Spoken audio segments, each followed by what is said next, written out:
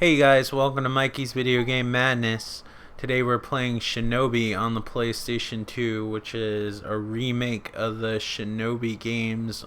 Originally, the first one was on the arcade, then eventually they came on the Sega console systems, the Sega Master System, the Sega Genesis. There was one actually on the Saturn, and there was like a couple on the Sega Game Gear. And this is a remake. It's obviously 3D was the big thing back in the day, so of course that's the direction this went to.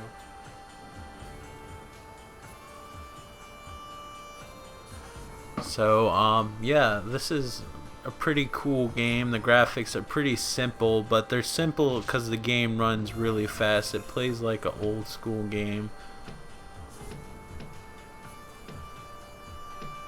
Look at options, see what we got going on here. Of course we want vibration.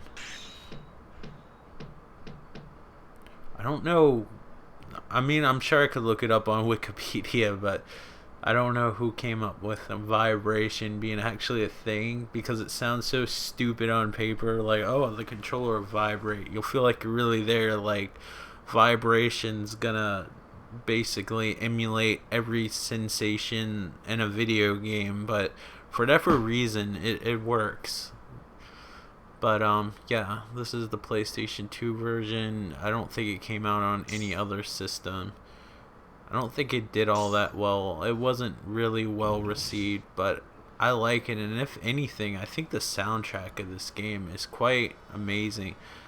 This is a remake and a sequel at the same time because it kind of acknowledges the games from the past, like Revenge of Shinobi and Shinobi 3. I guess Shinobi 3 no, the one on Saturn was the last one to come out. What am I thinking? That I know of. I'm not an expert. This isn't a review. I didn't do any research.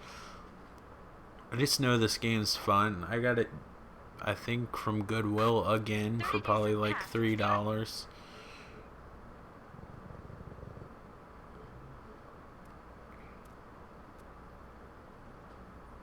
This game has a lot of cutscenes, as you might have noticed.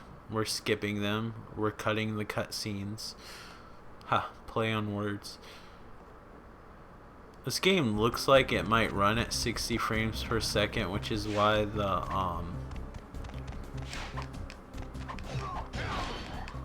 graphics are so simplistic, but it really makes it feel like an older Shinobi game, even though the mechanics are completely different.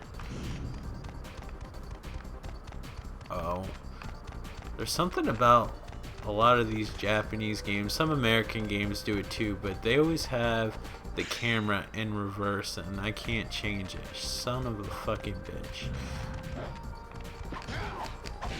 There's like fancy stuff you can do, like when the guys pause like that, you actually can switch to the other guy and have like this little cutscene where he like kills everybody when they stop. You gotta learn how to use that evade button really fast. I think it's you have to kill like a certain amount of people or enemies fast enough. Yeah, that's what it is. And it'll stop and they'll all fall apart. I read the interview with the developer at the time. Can you imagine how old that magazine is? It was in the early 2000s because I graduated 2003. This game came out in high school. I think it was in the official PlayStation magazine. My favorite magazine of all time was probably Game Players, and then it became PSM, which was the PlayStation magazine. And the reason why the reason why I like that magazine so much is most of the people who contributed to the magazine Game Players eventually worked on that magazine. My commentary sounds like it's all over the place. It's because I'm trying to think and play this game at the same time. which isn't very easy. I'm not very good at this game, but I definitely appreciate it for what it is. I can't imagine what further down the game is. I only can get to like 4 levels down. I don't know how big this game is, but for $3 I picked it up. Always want to replay it. There's a sequel. I can't remember what it was called. It wasn't called Shinobi, because I would easily remember that. Although it's not really considered a sequel, it's called a spiritual successor. Basically, you play as, like, I believe you play as the girl in the cutscenes, but the mechanics are pretty much exactly alike, and that game's pretty cool too if you like this one. I think the graphics in that particular game are a little bit better.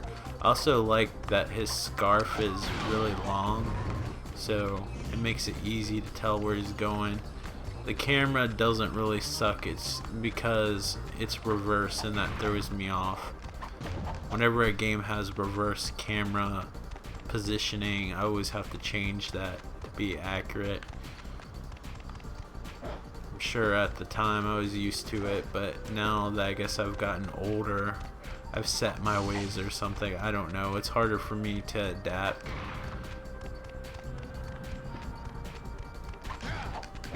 I mean, games are a lot easier on a PlayStation 2, but unless it's specifically supposed to be hard, which is kind of novel these days, most games are made to be finished.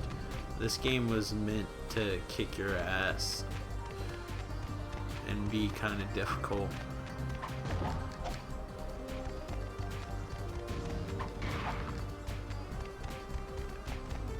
And I think I'm used to games being like that.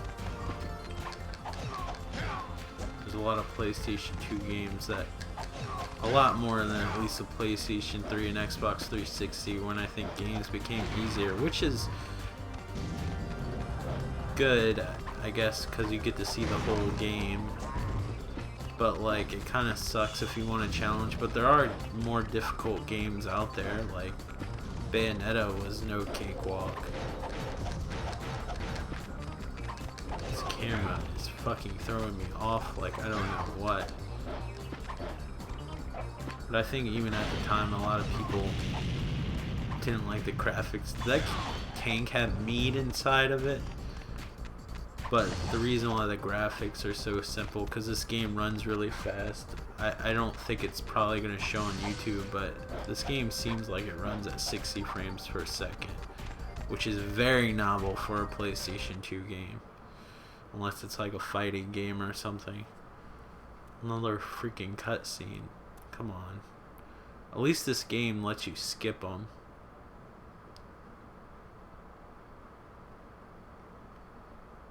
I think this is where I gotta fight a boss, which is kind of sucks. So we have a ninja taking on a helicopter.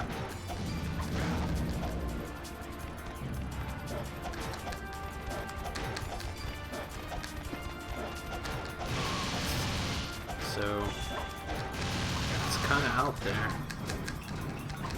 I think there's a lock on. Yeah, there is. And I haven't been using it all this time. So much for me showing you all the game's features. You also can shoot the shurikens or whatever the hell the fuck you saying. Where I'm like doing these videos, like I almost stutter and have a speech impediment, because like I said, in a way it's almost like reading a freaking paper in front of the class. I get all nervous. Yeah, I think you play as her in the pseudo sequel thing, but that game sold even less than this one, so as far as I know, there hasn't been a Shinobi game after that, even though that wasn't ever called Shinobi. I forgot what it was called. It was probably called her name. I guess the Oboro village truly was destroyed. But I have to say, I really dig the music in this game. If you don't like anything else about this game, it has like pretty old school music. Rank C, I guess that's okay. In school, that would still be a passing grade. This game came fairly close around the time that Ninja Gaiden came out, maybe by a year or whatever. Ninja Gaiden was like the go-to ninja game. I said I think part of the game, the reason why a lot of people were underwhelmed by this game is maybe the difficulty a little bit, but I think it's mostly as shallow as it sounds as the graphics. But this game runs incredibly fast. It plays like an old school game, just in 3D. It just has the responsiveness of like an 8-bit game. We can complain about the walls, but great games still do it to this day, like the God of War series, which they just came out with a remake of 3, which I find incredibly bizarre not to include 1 and 2, since 3 is like the last part of the story. You're gonna somewhat be lost unless it comes with like some text-based or some cutscene that explains everything that happened, which I think is kind of missing out. But I think people might be underwhelmed with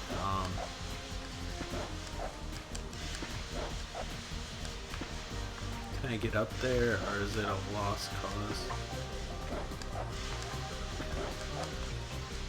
I feel like I'm supposed to get up there. Can you tell I haven't played this game in a while? Well, I'm glad I ran this freaking gauntlet for nothing.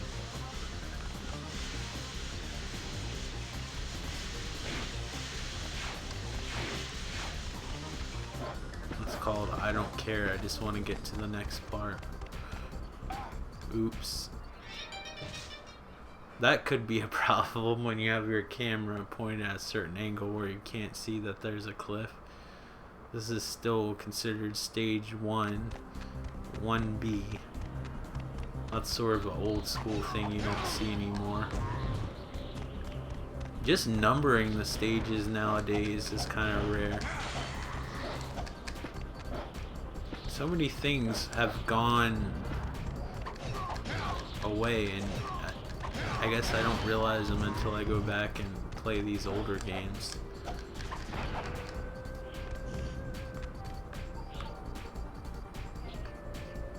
I guess I'm supposed to go there. There's probably something that I need to learn how to do. I use my super move. Fuck.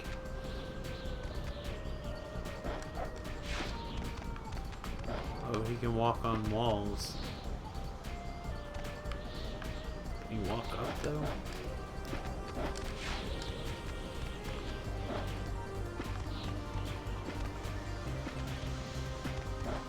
This game did come with an instruction manual. Obviously I didn't bother to read it. No, fuck.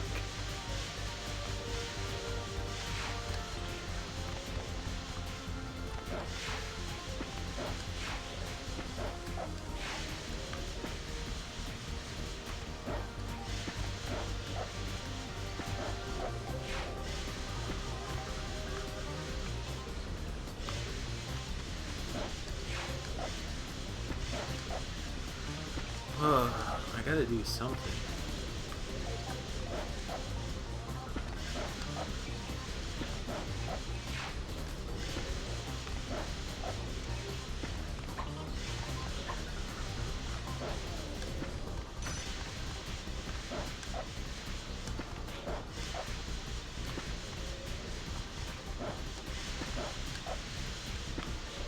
There's a way to get up there. Obviously, I don't know how to do it because I didn't read the instruction manual.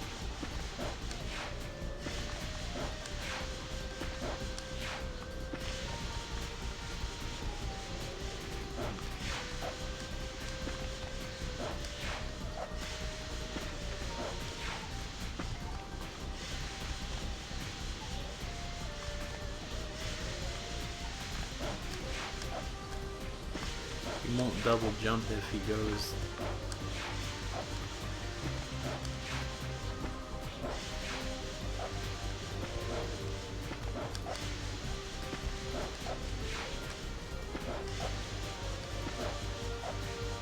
since I didn't read the instruction manual, I guess I'm gonna quit now. This is Shinobi. It's a cool game. I just don't know how to get past this part right offhand without looking at the book and all the moves. So if you get this game, I highly suggest you get a instruction manual or look at like a strategy guide online, because obviously if you're recording videos you'll look like a moron like I am right now. But thank you guys for watching. If you enjoyed this video, please feel free to give a thumbs up and comment, positive or negative. I do like the positive comments more, obviously, but if you choose to leave a negative comment, please make sure that the criticism is constructive and you're not being disrespectful to me or anyone else on my page.